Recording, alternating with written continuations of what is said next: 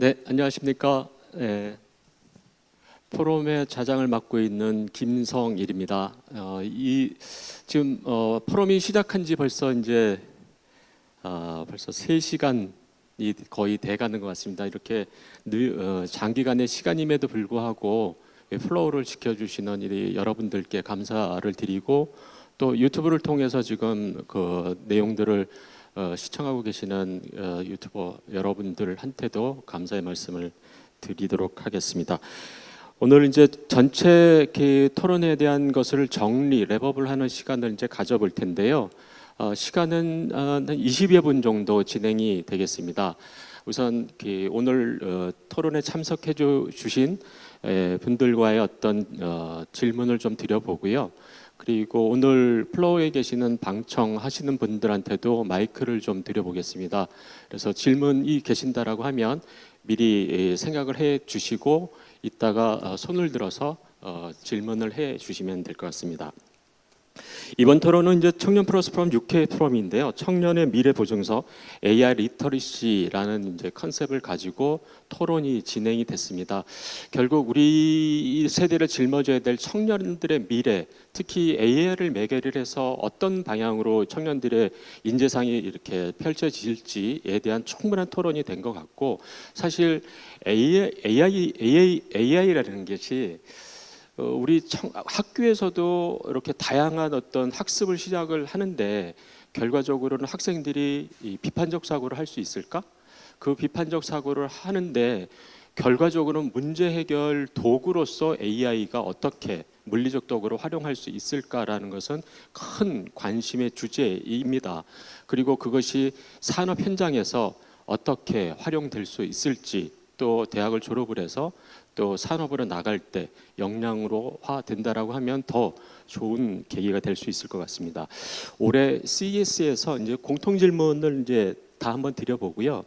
그리고 개별적으로 한 가지씩 질문, 아까 발제해 주신 부분하고 연계해서 한번 드려보도록 하겠습니다.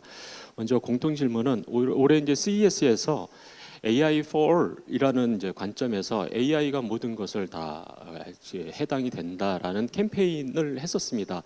작년하고 올해가 달라지는 시점은, 작년은 사람들이 AI라는 어떤 새로운 물리적 피지컬 도구가 나오면서 깜짝 놀라는 시점이 아니었을까라는 생각이 들고, 불과 6개월 만에 많은 사람들이 AI를 활용하고 있고, 아까 우리 청년들의 발제에서도 94.1%가 AI를 사용하고 있다라고 답을 했습니다. 불과 6개월 만입니다. 이제 AI는 일상화가 된 것 같고요.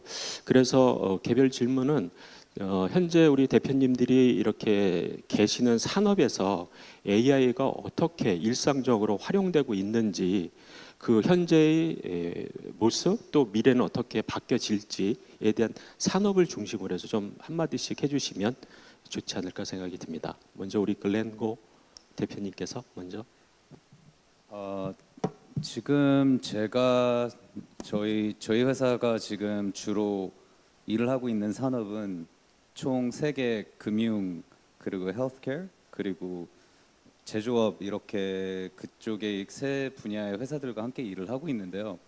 사실 말씀하신 것처럼 불과 1년 내 6개월 안에도 많은 변화가 있었던 것 같습니다.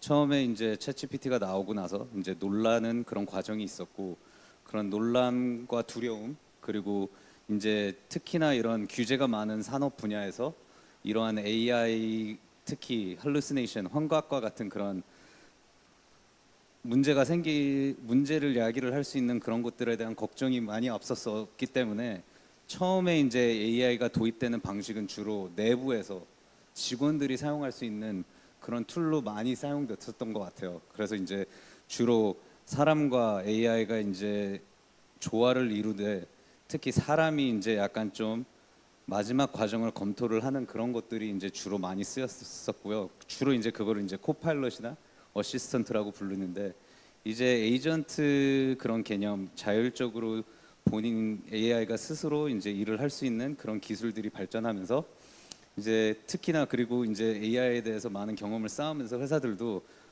이제는 고객을 직접 상대하는 그런 AI들도 이제 해도 되겠다, 그런 식으로 약간 그 짧은 시간 안에 그 인식의 차이가 많이 바뀐 것 같습니다. 이제 할루시네이션에 대해서도 어느 정도 이해를 하게 됐고 어느 정도 그거를 극복을 할 수 있는 그런 방법들도 많이 생기면서 그래서 이제 나아가서는 제 생각에는 앞으로 6개월 뒤에는 보다 많은 기업들이 더 적극적으로 AI를 모든 분야에 사용을 해서 더 많은 AI의 그 사례들을 이제 앞으로 볼 수 있게 될 것 같습니다. 발제에서도 뭐 코딩과 그 커스터머 서비스 CS 분야까지 확산이 될 거다라고 말씀을 해주셨는데요. 같은 맥락이신 것 같습니다. 네. 네, 맞습니다. 정한월 네. 대표님. 네. 사실 금융에서는 AI가 거의 이제 인지하지 못할 정도로 뭐 상품 추천이라던가 계속 많이 쓰이고 있었는데 이제 생성형 AI 도입은 정말 작년에 이어서 올해는 많은 금융사들이 제가 현업에서 느끼기에는 어떻게든 도입은 해야겠다라고 좀 생각을 하시고 많은 액션들을 하고 계시는 거를 보고 있어요. 근데 아시다시피 생성형 AI가 또 얼마나 회사에게 수익을 가져다 줄지 또 얼마나 이게 정말 수익성 있는지는 지금 어떻게 보면 그 확정이라 그러니까 그런 좋은 사례가 아직은 없는데 그래도 도입을 해야 되니까 좀 도입을 하는 그런 부분이 없지 않아 있어서 어떻게든 좀 비용을 효율적으로 하면서 이거를 잘 써볼 수 있을지 이제 좀 그런 방법을 많이 찾으시는 것 같고요.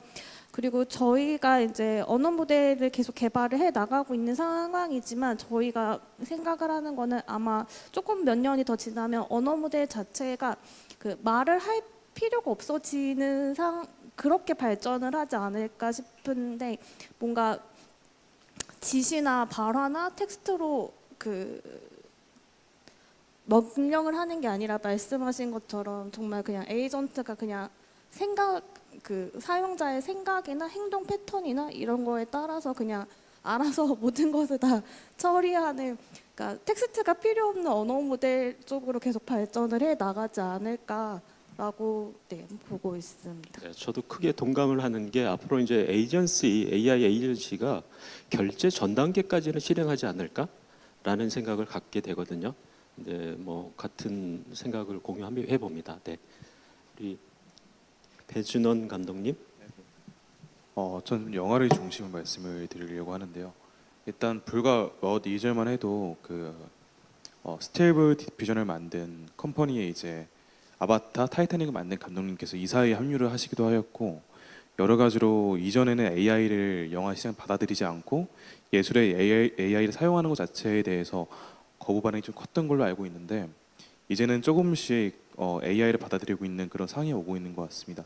특히 VFX라든지 여러 영화 공정 과정에서 이제 AI를 활용해서 VFX 비용을 줄인다든지 컴퓨터 그래픽 비용이라든지 뭐 이런 부분에서의 많은 예산 축소가 진행되고 있고 이미 현업에 사용이 되고 있기도 합니다. 그러다 보니까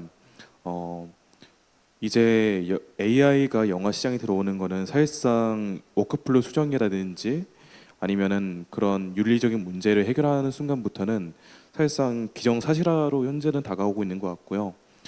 그리고 저 같은 경우에도 이제 단편 영화라든지 혹은 다른 프로덕션을 작업할 때도 AI를 좀 적극적으로 활용하고 있고 이전에 활용했을 때하고 안 했을 때하고 공정 시간이라든지 과정들 그리고 예산 같은 부분에서 확실히 차이가 나고 있다는 걸 느끼고 있는 그런 지점이 있습니다. 그러다 보니까 현재 영화 산업이라든지 드라마 산업에서 현재 AI가 더욱더 활용되고 그리고 VFX 회사라든지 제작사에서 이런 지점들에 대한 윤리적 문제만 해결되면은 훨씬 더 빠르게 잘 적응되고 안정적으로 들어올 거라고 생각을 하고 있습니다. 사실은 저도 뭐 관심 있는 분야라서 이따 한번 추가적인 질문 한번 더 드려보도록 하겠습니다. 네. 네, 저는 조금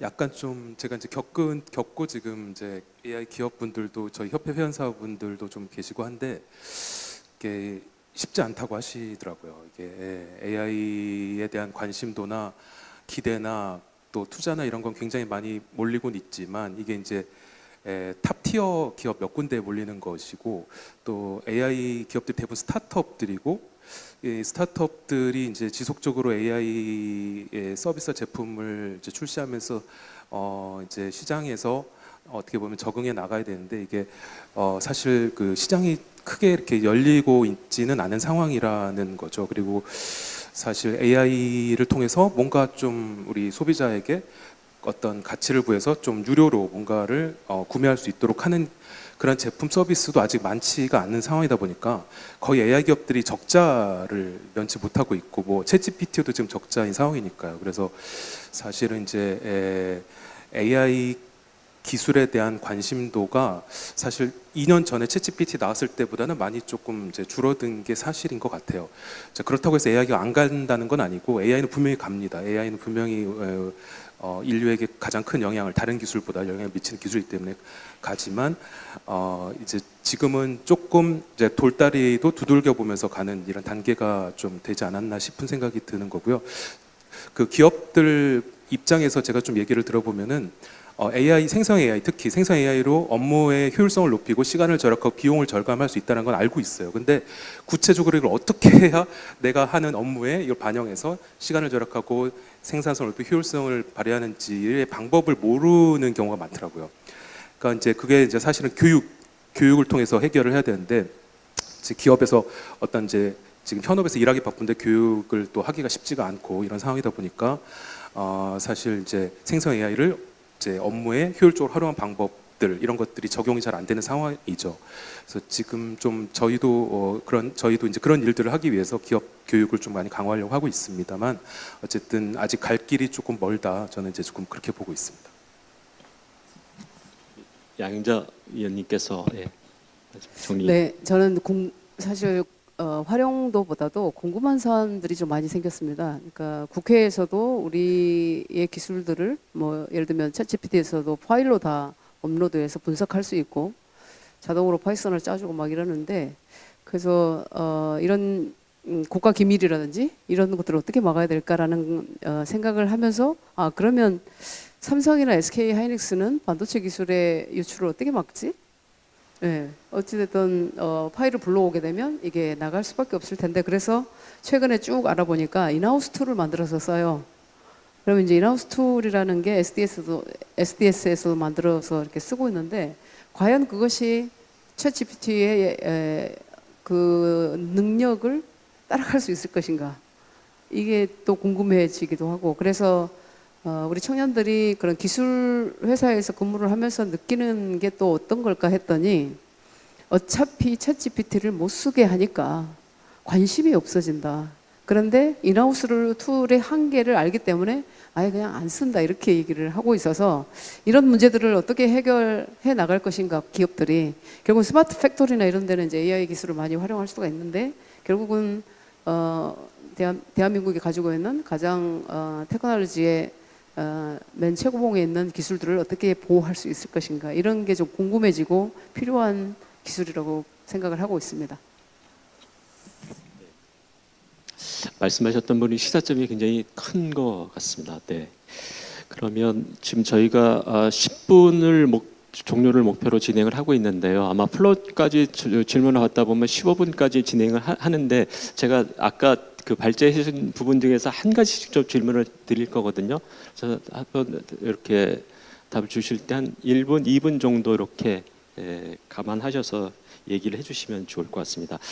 먼저 글렌고 대표님한테 질문을 먼저 드려보고 싶은데요.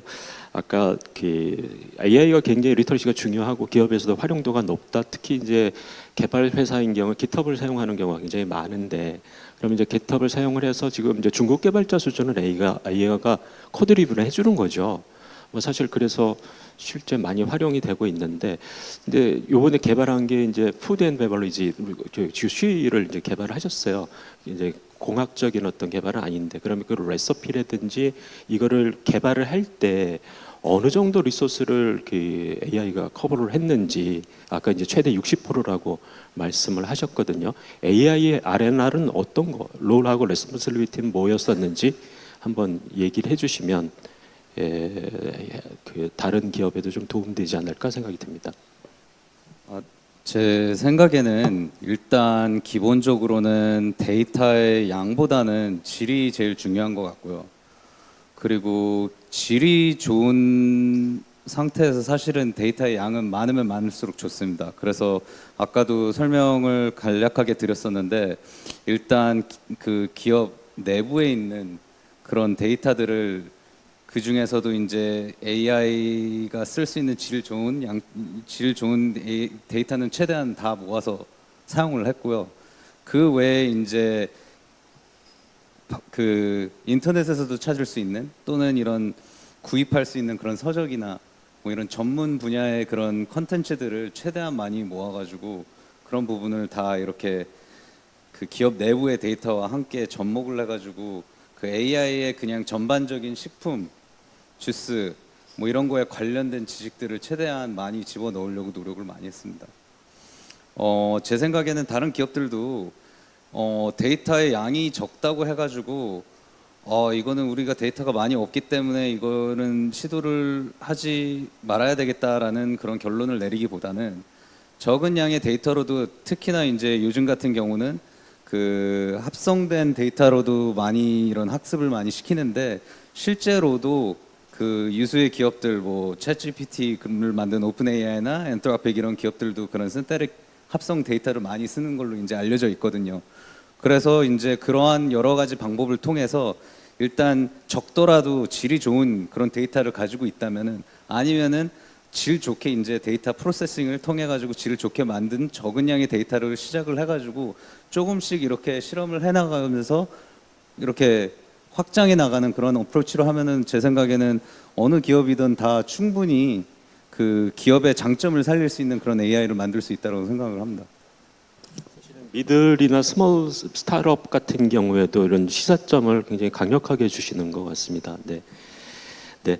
다음은 우리 정한월 대표님 아까 연결의 중요성을 말씀해 주셨고요. 그 한국 그 언어 모델 오픈 소스 연구 집단인 헤레아에 대해서 얘기를 해주셨거든요. 그와 관련돼서 조금 더 설명을 해주시면 좋을 것 같고, 특히 비전공자는 그 연구 집단에 참여가 가능한지 또 이렇게 얘기를 해주시면 어떨까 생각이 듭니다. 네, 헤레는 그 이제 금융 언어 모델에 관심 있는 되게 다양한 전공의 학생들 그리고 직장인들도 있고요. 뭐 대학원생, 뭐 연구자들이 다 그 참여를 할 수가 있고요. 그 허깅페이스 헤레 허브라고 검색을 하시면 지금까지 한 60개 넘게 이상의 그 데이터를 올려놨는데 지금 한 300만 건 이상 다운로드가 있을 만큼 되게 국내에서 잘 되고 있는 오픈 소스 프로젝트예요. 근데 정말 그냥 관심이 있고 열심히 하겠다는 의지만 있으면, 왜냐면 꼭 결과물을 좀 논문이라던가 뭐 이렇게 데이터셋으로 내는 거를 좀 목표로 하거든요. 그냥 흐지부지하게 되지 않고. 그래서 방금 말씀하신 그런 신세릭 데이터 같은 경우도 금융에서 그리고 한글에서 언어 모델 학습시킬 때 언어 모델로 다시 재생성한 합성 데이터가 되게 많이 쓰이는데, 한글로는 합성 데이터 그렇게 코퍼스를 또 만들어서 공개한 거는 또 최초로 저희가 했었거든요. 그리고 말씀하신 그렇게 그 내부에서 사용하는 언어 모델의 성능을 또 평가하기 위한 그런 벤치마크 데이터셋을 만드는 그런 프로젝트, 논문 발표 이런 것들을 계속 지금 활발하게 하고 있어서 그 허깅페이스 헤레 허브에 들어오시면 뭐 그 메일 주소라던가 뭐 참여하고 싶다라던가 이제 그렇게 의사를 표현을 하시면은 같이 할 수 있어서 많이 관심 주시면 좋을 것 같습니다. 한국형 오픈 AI를 추구한다고 볼 수도 있을 것 같고, 실제 뭐 우리가 볼더레스 이노베이션 하기 위해서는 이런 어떤 개발자들의 모임 바탕에서부터 이렇게 진행하는 게 큰 의미를 두고 있는 것 같습니다. 아마 시청하시는 그 젊은 그 친구들도 이 적극적으로 참여해서 활동을 같이 하면 어떨까라는 권고를 드려봅니다. 또 우리 배준원 감독님에게 질문을 드려보겠습니다. 뭐 저도 이제 예술대에서 석박사생들의 지도를 하고 있기 때문에 관심이 굉장히 컸었고요.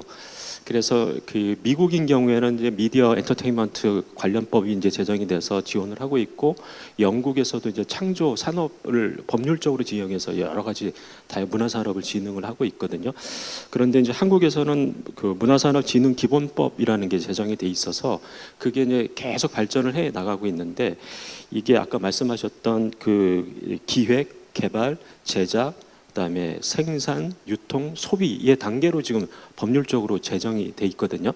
그러면 감독님께서 그 산업 문화산업 구조 중에서 어디까지가 AI가 담당할 수 있을까요? 그러니까 예를 들어서 기획, 제작, 개발, 생산까지는 하면 유통하고 소비는 이 부분도 AI가 관여할 수 있는 분야라고 생각을 하시는지요? 저는 사실 AI를 통해서 무언가를 처음으로 만들어 봤을 때, 그리고 현재 다들 말씀하시기로 AI는 극초반이거든요. 그럼에도 불구하고 제가 느꼈던 거는 A to Z라고 좀 느꼈던 게 있는 것 같아요. 모든 프로덕션이나 이제 뭐 유통이나 소비 과정까지도 AI가 어느 정도 사용이 되겠지만, 근데 가장 또 느꼈던 것은 창작 자체를 AI가 하는 것이 아니라 일종의 보조적인 작가가 된다든지 보조적인 수단, 그리고 창작을 도와주는 형태로서 좀 발전하지 않을까라는 생각이 드는 게 좀 있는 것 같아요. 다들 말씀해 주신 것처럼 이제 AI는 이미 있는 데이터로 학습을 한 거기 때문에 어떤 매우 새로운 아이디어라든지 좀 더 인간적으로 가까운 어떠한 지점을 올리는 걸가 있다라고 생각을 못한 게 있었던 것 같고, 그러다 보니까 모든 단계에 관여를 하겠지만 그 위에 인간이란 존재가 그거를 컨트롤하는 그런 형태로 발전되지 않을까, 좀 이렇게 보고 있는 것 같습니다. 여러 가지 시사점이 있는 것 같습니다. 시간이 없어서 빨리 다음 질문 드리도록 하겠습니다. 전 의원님께 질문드리고 싶은 것은 이제 영국에선 이런 논의가 있는데, 영국 정경대학하고 이제 옥스퍼드 대학에서 AI를 활용을 해서 레포팅을 하거나 숙제를 하게 되면은 과락 또는 이제 난패스를 주는 것을 제정을 한 적이 있었습니다. 근데 반발이 심하다 보니까 요즘 여러 가지 논쟁이 벌어지긴 하는데, 우리나라에서도 그 AI 활용에 대한 가이드라인이 필요하다라고 생각을 하시는지요? 짧게 말씀해 주시면 좋겠습니다. 네. 당연히 필요하고요. 우리 대학교에서 지금 우리나라 대학들도 자발적으로 생성형 AI를 그 학업에 어떻게 활용해야 될지에 대한 가이드라인들을 각 대학별로 많이 발표를 했어요. 그래서 각 대학별로 발표한 가이드라인들이 이제 내용들이 비슷하지만 이제 뭐 교수님의 지시에 잘 따르고, 또 교수님께서 이제 과제나 보고서를 이제 내주셨을 때 만약에 AI 도구를 썼다면 이제 표시를 해서 AI 도구를 썼다라는 거를 출처를 꼭 밝혀서 제출하고, 뭐 이제 이런 가이드라인들이 있습니다. 그리고 사실은 이게 가이드라인도 물론 이제 필요하지만, 저는 이제 그 학생들이 양심에 좀 맡겨야 될 것 같다는 생각이 들어요. 그러니까 왜냐하면 이게 보세요, AI 도구를 이용해서 과제를 하고 뭐 이제 보고서를 쓰는데 보조적인 도구로 이렇게 이제 하나의 보조적인 용도로 이제 제한적으로 쓰는 건 괜찮습니다. 상관없습니다. 근데 너무나 의존적으로 모든 걸 그 AI에게 다 해달라고 해서 그걸 그대로 과제로 제출한다거나 이렇게 되면 이건 분명히 문제가 있는 거죠. 왜냐하면 공부가 하나도 안 될 거고, 뭐 학습력이나 뭐 창의력이나 사고력이나 문해력 이런 게 다 떨어질 거 아니에요. 근데 비싼 돈 내고 우리가 대학교 가가지고 공부하는 이유가 뭐예요? 네, 우리가 전문성도 키우고 나중에 사회생활을 위해 역량을 키우기 위해서인데, 그러한 것들이 하나도 배양이 안 된다는 거죠. 그러니까 만약에 A+ 받는 게 중요한 게 아니라 내가 열심히 내 스스로가 전문성을 키우고 공부하고 이런 과정에서 하나의 도구로 활용하고, 최종적인 것은 내가 이제 스스로가 공부하고 글을 쓰고 발표하고 이제 보고서를 제출하고 이런 게 맞다고 생각합니다. 네, 마지막으로 우리 양향자 의원님께 저는 뭐 질문을 드리기보다도 의원님의 의견을 한번 여쭙고자 합니다. 그러니까 뭐 예전에 그 퍼스트 무버 한국의 희망이라는 책을 감명 깊게 읽었던 기억이 있습니다. 오늘도 한 방울이 모든 것을 다 바꿀 수 있다라고 얘기했던 부분들이 울리면서 컸었고요. 그래서 이 AI 변화, 그다음에 반도체의 변화 속에서 국가, 산업, 또 특히 이제 젊은이들은 무엇을 준비를 해야 되는지에 대해서 전체적으로 한번 정리의 말씀을 해주시면 좋을 것 같습니다. 다양한 업이 있기 때문에, 직도 있고 업도 있고 하기 때문에 어떤 걸 뭐 그걸 위해서 준비해라 이렇게는 말을 못 하겠지만, 제가 그러면 무엇을 할 것인가에 아까 그 시트에서 대한민국이 가야 할 어떤 방향을 설정을 하고, 그 방향으로 가는데 대세 기술이 뭔지를 따라가야 될 거 아닙니까? 그러면 대한민국이 꼭 해야 되는 필연 산업은 무엇인가? 그것을 정확하게 뭔가 카테고라이즈를 하든 뭔가 국가에서 발표를 하든 해야 될 것 같아요. 그리고 거기에 준비되는 것들이 비단 뭐 반도체 기술만 있겠습니까? 반도체만 해도 뭐 1000개의 기술 기둥, 그 한 개의 기둥 속에 1000개의 기술 줄기가 있는데 그 과정 속에서 정말 필요한 것은 저는 이공계의 어떤 기술 인재들의 중요성, 그들의 어떤 가치와 철학과 어떤 아까 말씀하셨었는데 인성이라든지 이런 부분은 당연히 교육을 해야 되지만 기술 인재를 어떻게 우리가 준비시키고 그들에게 미래를 좀 제시해 줄 수 있을 것인가인데 청년들이 무엇을 할 것인가는 저는 지금 그 과목들이 있죠. 수학이 가장 중요합니다. 수학을 절대로 포기하지 않는 사람이 됐으면 좋겠어요. 수포자가 나오면 절대로 안 된다. 네, 그래서 이공계 과목들이 조금 더 탄탄하게 준비되고 그런 교육이 잘 됐으면 좋겠고 지금 이 순간 하고 있는 것에 올인해서 이 자신의 모든 것을 바쳐보라고 하고 싶어요. 네. 네, 이상으로 패널에 대한 토론은 상호 토론은 마치도록 하고요. 플로우에서 질문이 있으면 질문을 받도록 하겠습니다. 질문 있으신 분들은 손을 들어주시면 마이크를 전달드리도록 하겠습니다. 네, 두 분이시군요. 네.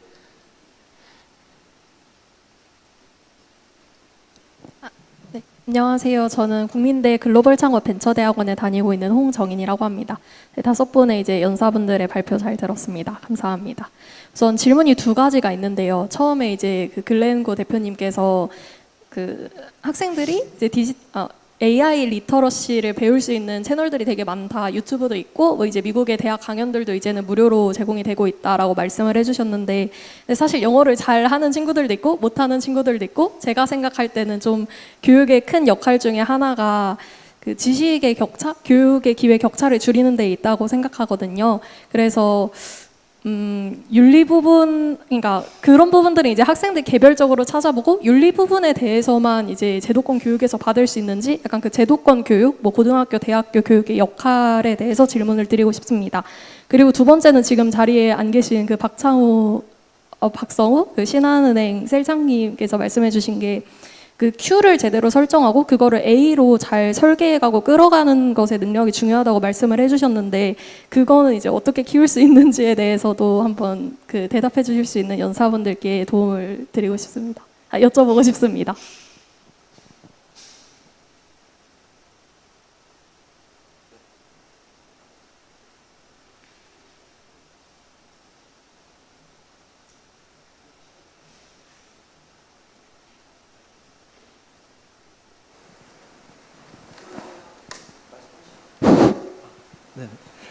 이런 기회 주셔서 감사하고요.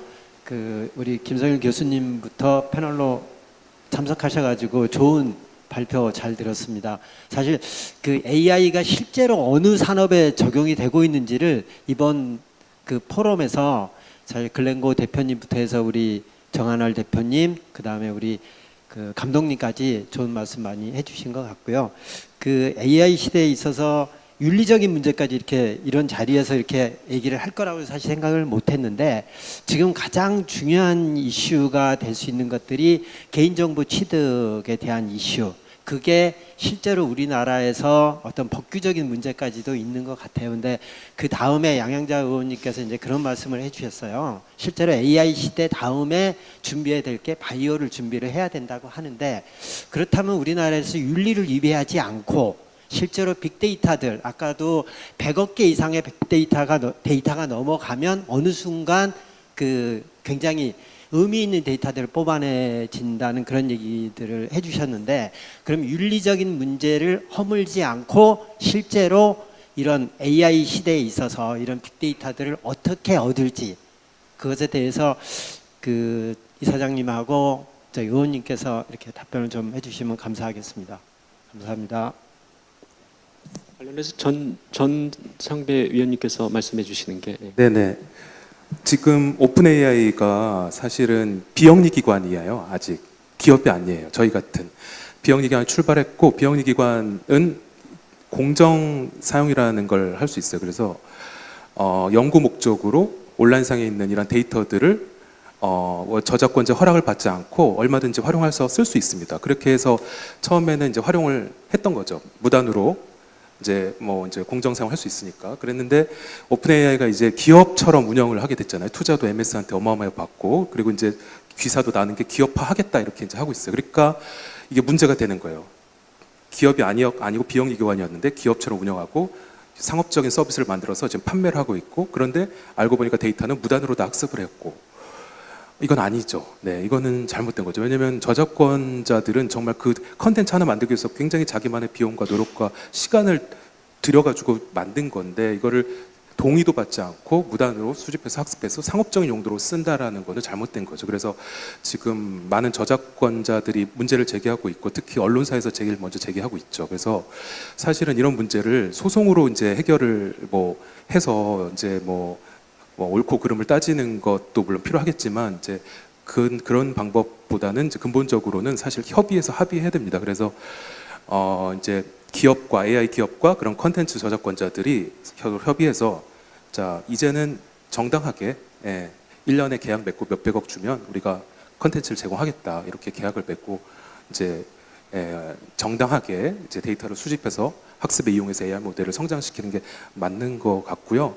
이제 지금은 어떤 법과 제도가 지금 마련돼 있지 않기 때문에 너도 나도 AI 기업들이 무단으로 컨텐츠를 수집해서 쓰고 있지만, 어느 순간 이제 법과 제도가 나올 거고, 이미 유럽에서 나왔지만, 그렇게 되면은 이제는 AI 데이터를 누가 잘 정당한 데이터를 확보를 많이 하고 올바른 데이터를 많이 확보했느냐, 이게 이제 아마 AI 기업의 성패가 좌우지우지되는 그러한 하나의 큰 요소가 될 거라고 생각하고 있습니다. 예, 저는 아까 그 학생이신가요? 예, 학생들의 고민이 뭔가를 잠깐 말씀드리면, 20불에 챗GPT 유료가 너무 비싸다는 거예요. 실제로 한 달에 20불씩 내는 거, 그게 근데 이제 Q와 A를 잘 하는 것도 되게 중요한데, 일단 거기에서의 그 격차가 없어져야 될 것 같다는 생각이 들고, 국가에서 어떻게 이걸 해줄 것인지를 좀 고민해야 될 것 같고, 아까 제가 바이오 쪽으로 넘어간다고 그랬는데, 말씀하셨던 것처럼 이제 윤리적인 문제가 있겠죠. 개인정보를 어떻게 활용할 것인가, 아니면 데이터를 정말로 데이터 비용 없이 갖다 쓸 것인가. 그런데 한편으로 생각해 보면, 인간의 본능을 쫓아가는 기술에서 과연 그런 것들이 제대로 될 것인가가 저는 퀘스천이에요. 뭐냐면, 지금 우리 챗GPT 쓰면서 이 엄청난 파이썬 그 프로그램들을 선의를 가진 전 세계의 어떤 천재들이 모든 걸 다 오픈했잖아요. 다 인류를 위해서 준 거잖아요. 저는 그걸 보면서 놀라울 정도로 그분들의 덕택으로 이렇게 우리가 쓰고 있는데, 그런데도 이제 생각해 봐야 될 것은, 과연 이 상업적 목적으로 누군가의 불평등한 이익을 가져다 주는 이런 일, 이게 있을 수밖에 없는 거다. 퍼스트 모버가 위너가 되고, 위너가 모든 것을 다 테이크하는 그런 구조인데, 과연 그럼 이런 것들을 인간의 존엄을 지키면서 이렇게 공평하게 살아가는 사회를 만드는 것에 대한 어려움이 점점 더 가속되죠. 그래서 사실 정치 영역이 엄청 중요해지거든요. 그래서 그런 걸 우리가 정말 깊이 있게 국민들과 함께 고민해야 될 시점이 됐다고 생각합니다. 결국은 귀결은 이 국가 시스템 운영이라든지 국가 간의 어떤 관계 설정이라든지, 그다음에 이런 모든 문제들이 저는 정치에 있다고 보기 때문에 열심히 하겠습니다. 네, Q&A에 대한 말씀을 해주셨기 때문에, 아까 영어에 관한 글렌고 질문이 있으셨는데, 거기 혹시 추가해 주실 말씀이 제 있으신가요? 생각에는 뜻이 있으면 길이 열린다고 하잖아요.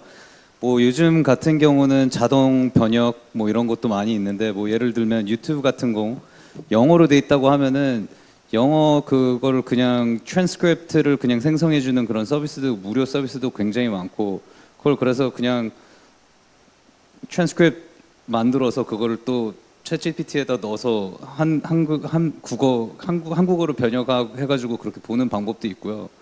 그 외에 요즘에는 유튜브 같은 경우도 거의 이제 한국어로 자동으로 이제 스트리밍 하면서도 이제 한국어 캡션이 나오는 경우도 이제 그런 영상들도 많고 해가지고, 제 생각에는 이제 언어가 이제 점점 그 장벽이, 이제 언어의 장벽은 더 허물어질 것 같아요. 그래서 그러한 부분도 제 생각에는 그러한 AI 툴들을 써가지고 그런 그런 것들을 쓰면 어느 정도 극복이 가능하다라고 생각을 합니다. 제 생각엔.